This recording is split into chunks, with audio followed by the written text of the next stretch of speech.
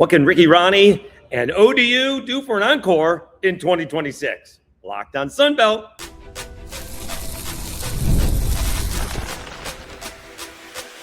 You are Locked on Sunbelt, your daily podcast on the Sunbelt Conference, part of the Locked on Podcast Network, your team every day.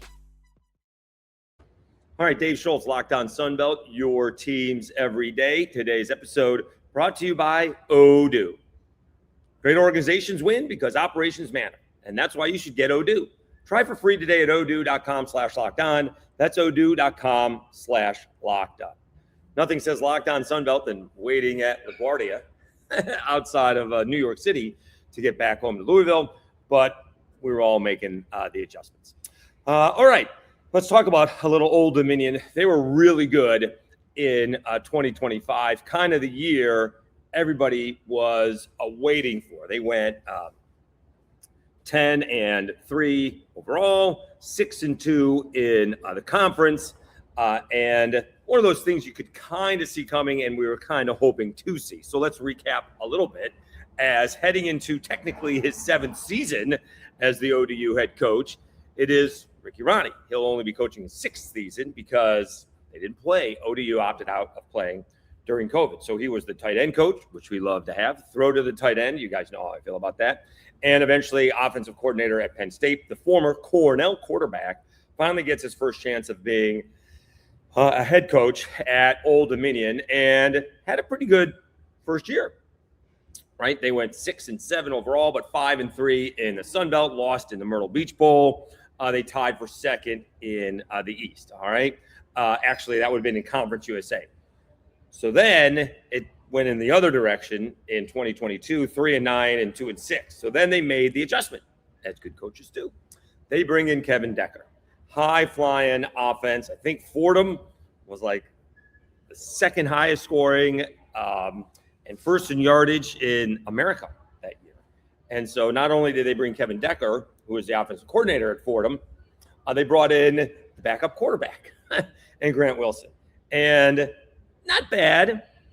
You know, they beat the Cajuns, which I did not think was going to happen, but it wasn't a great season, obviously, in 2023. 6-7, 5-3 in the Sun Belt. They tied for third. They lost in the famous Toastery Bowl. All right, and then it didn't quite live up to the next year. That's when we were kind of hoping.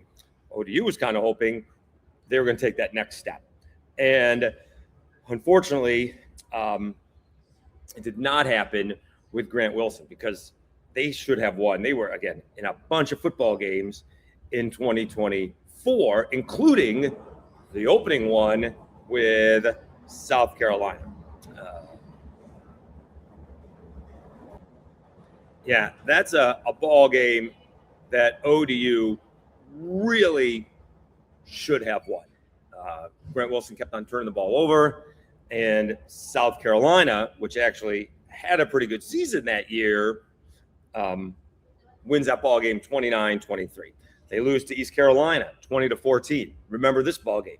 They got blown out at home by Virginia Tech 37-17. They beat Bowling Green. They do lose to Coastal Carolina 45-37, but that's when the Colton Joseph show happened. So we went from Grant Wilson, and even Quinn Henicle got some play in there somewhere along the way. But then we get to Colton Joseph, and he is dynamic. They beat Georgia State. They beat Texas State. They hammer Georgia Southern. They do lose on the road to a good App State team. They gave James Madison that year all they wanted to, losing 35-32. And if they could have stopped Marshall one time, they would have won that ball game, but they could not.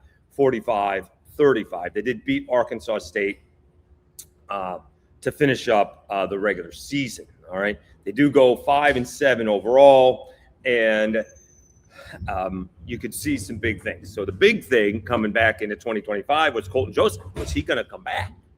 All right. He's this dynamic, pass it, run it guy, easily a two-way quarterback that mostly is going to pass, can scramble, and will run a couple of running plays, and as athletic as anybody. And remember that ball game that I said where they lost to Virginia Tech 37-17.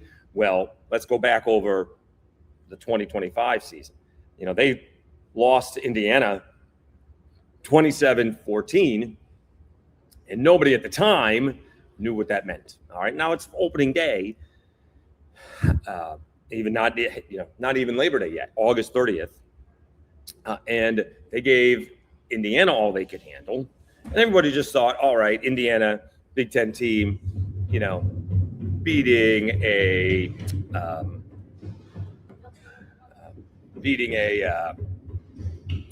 Sun Belt team.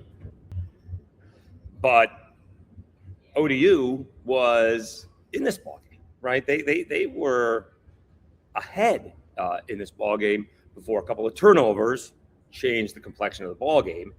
And remember, ODU was like, we should be getting ranked a little bit. We gave Indiana as good as battle as anybody throughout the season, and they started getting recognized for that. But keep on going, and they took down Virginia Tech, and that was basically the end of the head coach of Virginia Tech. They beat North Carolina Central 54-6, but they hammered Virginia Tech in Blacksburg 45-26, and the game was not nearly as close as that score would indicate. Then they beat Liberty. Then they hammer Coastal Carolina. They are 4-1 with a 2-score loss at Indiana. And that's they had a letdown game with Marshall. Because they're looking at the James Madison ball game as not only a chance to take control of the Sun Belt East, but to get ranked in the top 25. And they got beat by Marshall 48-24. And then they were in this ball game despite the score of 63-27. No way could you be in a ball game that it was 63-27, but you got outscored 35-0 at half. It was actually 28-27 at half. JMU by 1, and Old Dominion just kept on turning the ball over throughout. But that didn't end the season. They kept on coming back, and finished incredibly strong. App State, they beat 24-21. They blow out Monroe in Monroe 31-6. They blank Troy 33-0. Remember, Troy is playing for the Sun Belt Championship ball game. They beat Georgia Southern 45-10, and then they beat Georgia State 27-10. They do get that bowl victory over South Florida 24-10. So their 3 losses were Indiana, JMU, both of them in the college football playoffs. They did stumble a bit against what really was an up-and-down Marshall team. And so what can they do for an encore? Still, people are thinking that ODU can be a pretty good team in the Sun Belt in 2026, but they're going to break in a new quarterback. We talk about Quinn Henicle next, right after I tell you about ODU.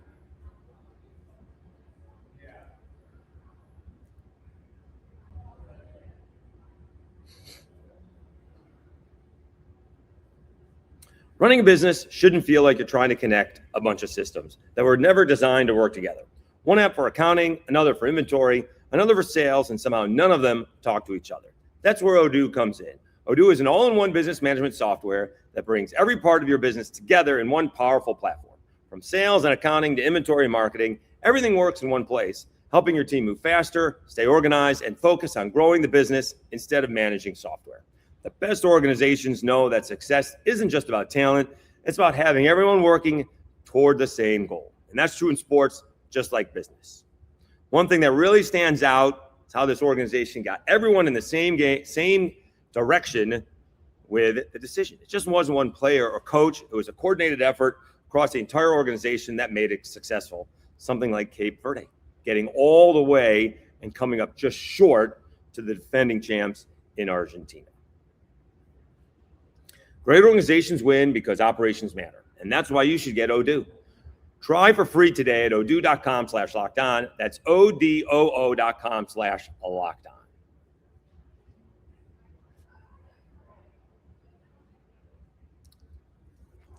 All right, let me tell you about the Everydayer Club before we move on. Remember, this is your chance to get Locked On Sunbelt ad-free. Why wouldn't you do it? And it's free to do that.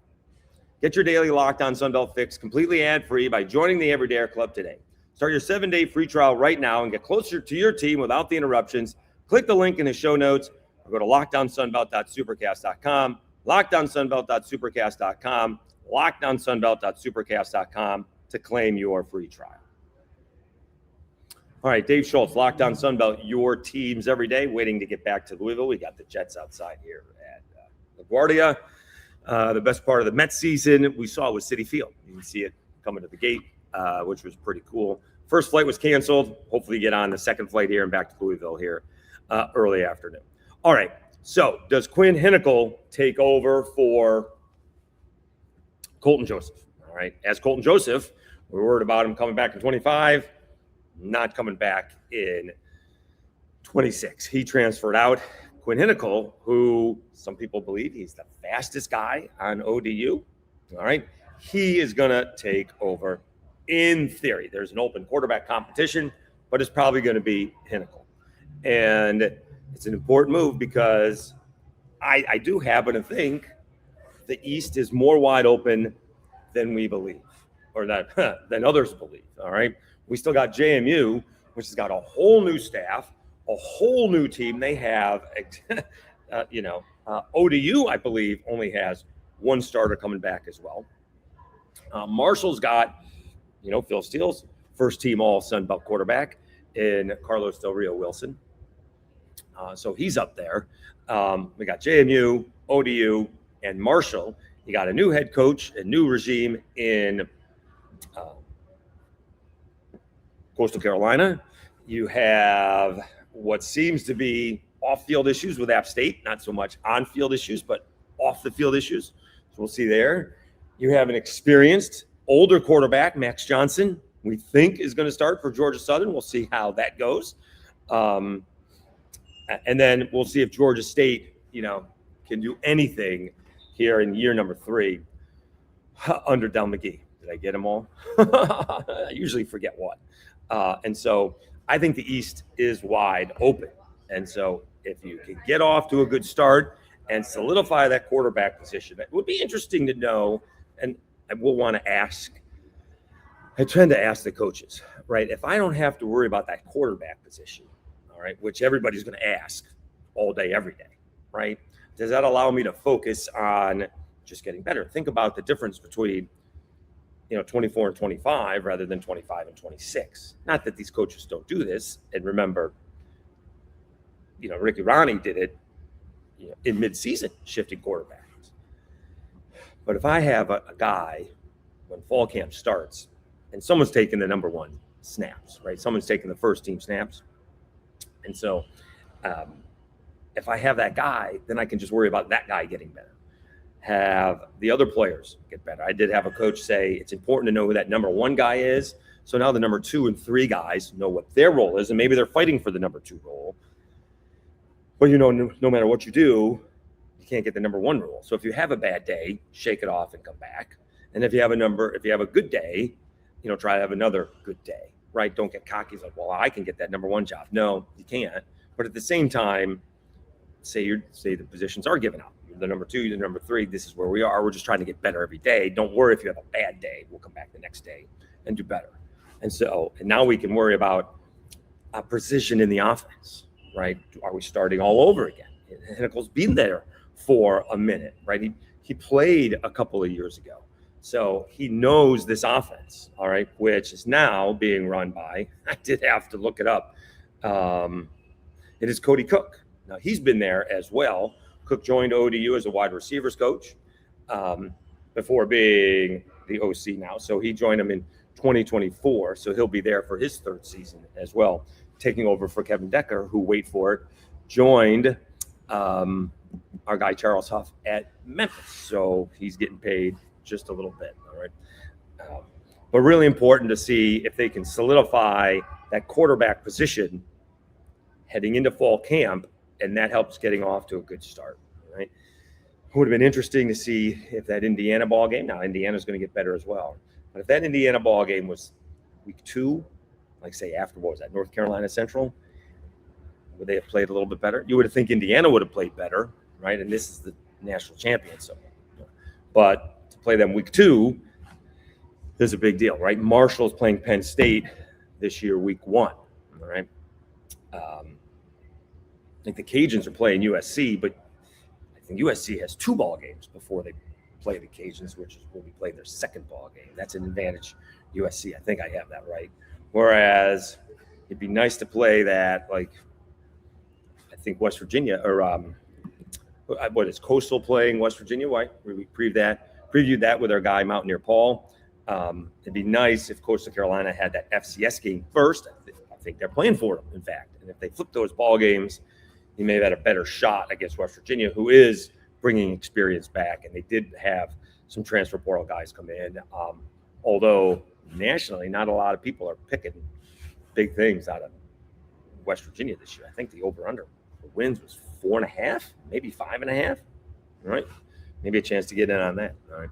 So important to have that quarterback set and raring to go so you can get off to a good start and you can focus in on some other details rather than who's going to be the starting quarterback, which again consumes everybody and anybody all day long. All right, so let's get into the predictions.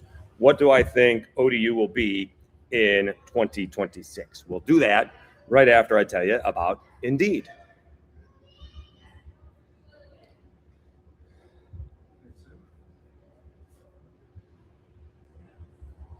Support for today's episode comes from Indeed Sponsored Jobs.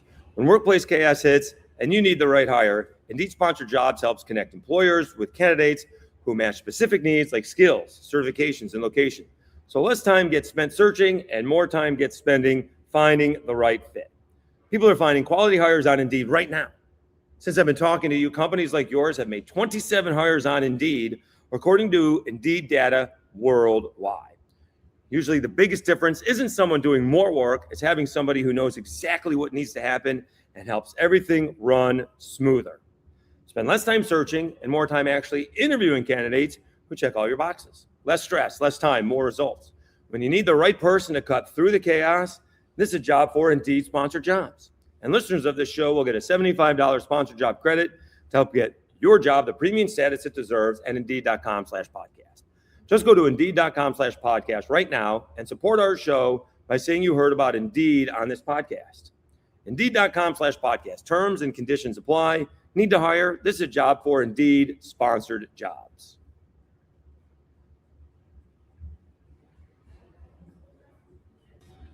All right, Dave Schultz, Locked On Sunbelt, your teams every day.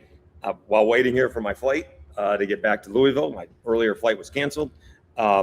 Someone went and got me coffee. Isn't that very nice? An employee got me coffee. That so far, outside of having a canceled flight, I got upgraded, and someone bought me a cup of coffee. All right, it's pretty cool. One person knew it was my birthday. Another person did not, so that's pretty cool. All right, what are we doing here with ODU in 2026? Okay, so I generally don't look at these things beforehand. I just try to get an idea of what I think they're going to be. And we go from there. Okay. They take on Norfolk State. That should be a win. It's a 6 p.m. start Saturday at home. All right. That should be 1-0. All right. Now, then they take on Virginia Tech. And can they do that again? Because this is a huge deal. All right. Who's at Virginia Tech is James Franklin. Got fired for winning 10 games every year at Penn State, but never getting over the top, never getting to the top. And so they let go of a pretty good coach who couldn't win big ball games. All right. I would say this is not the kind of big ball game that Virginia Tech fans think is a big ball game. It's certainly a big ball game this year because of what happened last year. And let's see who Virginia Tech has first and see what they can do, because this is the exact kind of ball game that can get ODU off to a terrific start. All right. And so they're playing VMI first. That's their schedule. So you would think that would be a win. Then they're going to play Old Dominion at home. Then they got Maryland. So that's, maybe an old rivalry. I think at BC, Pitt, Cal, these are not, the great ACC teams. I think at Miami later on, SMU later on, Clemson later on. And so can they, they're not going to be looking ahead to Maryland, I don't think, past Old Dominion, especially with what Old Dominion did there first. So we're going to suggest that we're going to take that as a loss for now, more of a home road thing. But I'm not going to be surprised if ODU is going to win that football game. All right. We're going to do that as 1-1. All right. Then they host East Carolina. We're going to say that's 2-1. Then they're going to host James Madison. And this is where I got to go back and look. But I think I considered that for the same reason that I just gave them a loss on the road. I'm going to give ODU a win because that's at home. So now they're starting the season 3-1 and 1-0 in the Sun Belt. That's pretty good. They get Georgia State. We're going to call that a win, even though it is on the road and probably will be tougher than I think. That's 4-1. Then they're at App State. I'm going to count that as a loss. That's 4-2. They get Georgia Southern at home on a Thursday night, so that's going to be on national TV. That's 5-2. At La Tech, I'm going to say that's a loss. That's 5-3. They beat Marshall at home. That's 6-3. All right, so this is where that season's going to turn right here against Coastal Carolina on the road, first week of November. All right. Do we become an average team or do we become a really good team? Because what I got them 5-3 right now. They started out 3-1, 4-1, 4-2, 5-2, 5-3. You beat Marshall, you're 6-3. And you got 3 games to go. At Coastal Carolina, I'm going to count that as a win for now. That's 7-3. You're at UConn. That could be tougher than I think. I think that's the new Toledo, the former Toledo head coach, right? That could be tough. So I got him a win against Coastal, maybe a loss at UConn. So what is that? 7-4, and then Southern Miss 8-4, win at home. But you can see where this could be a really good season for ODU, and they could struggle. Do they start out 3-1? Do they beat Virginia Tech? Can you imagine if they beat Virginia Tech and then come home and play East Carolina and James Madison and start out the season 4-0? Wouldn't they be ranked in the top 25? And all of a sudden, people are going to be looking at what happened last year and say, hey, they hung with Indiana. All right. They were at halftime with a JMU. And then all of a sudden, that playoff thing is going to get going. And it could be interesting because if you start out 4-0, right, then you're at Georgia State. That's where you could have a letdown game because you're 4-0 with a win over Virginia Tech, a win over a nice rival in East Carolina, and a big win over JMU. You're 4-0. You can't lose to Georgia State. You can't have that letdown. You start out 5-0, then all of a sudden going on the road to Boone to North Carolina, tough. Even so, but that could still be 5-1. You beat Georgia Southern at 6-1. If you're that good, I'm going to give a win at La Tech. That's 7-1. You beat Marshall. 8-1, and that's where you're going. Maybe UConn, and all of a sudden you can go 10-2. If UConn has a loss, and we don't know how good UConn is going to be, new coach as well. So that is a really interesting thing. Now, all this has a lot to do with Quinn Henicle. How good is that defense? And they know they put points up, right? That Kevin Decker offense is spread, and we're going to go as quickly as possible. And we're going to take what the defense gives us. And I think it's a really interesting year for ODU. We can see why a lot of people like them. They don't have the most challenging of all schedules. They get East Carolina at home. They get JMU at home. They get Georgia Southern at home. They get Marshall at home. They get Southern Miss at home. They're at Coastal Carolina. All right, Coastal Carolina could be really good this year, and maybe they're not in Ryan Beard's first year, right? We'll see what about La Tech, all right? How good they are. What is Georgia Southern, all right? Does App State have that, improvement in year number 2? So what do I got then? 8-4. I think that's a pretty good mark. But you can see where, they can get up to, 10-2, and at the same time, you lose a game like Marshall, or, you drop that ball game to Georgia State after you're starting out an impressive 3-1. And I say, what if they beat Virginia Tech? Well, what if they lose to JMU? What if they drop one to East Carolina, right? And all of a sudden, the 3-1 start or 4-0 start could easily be 1-3. All right, not great, Bob. So important for them to get off a good start. Don't be surprised if they beat Virginia Tech in Blacksburg. Virginia Tech's going to be waiting for that. You can't. I was looking for a letdown game. There's no way that's going to be a letdown game, not knowing how many guys are back from Virginia Tech. But all he's going to do is put up, 45-26. All right. Do I need any more motivation? If you guys are taking this team lightly, that's a you problem. All right.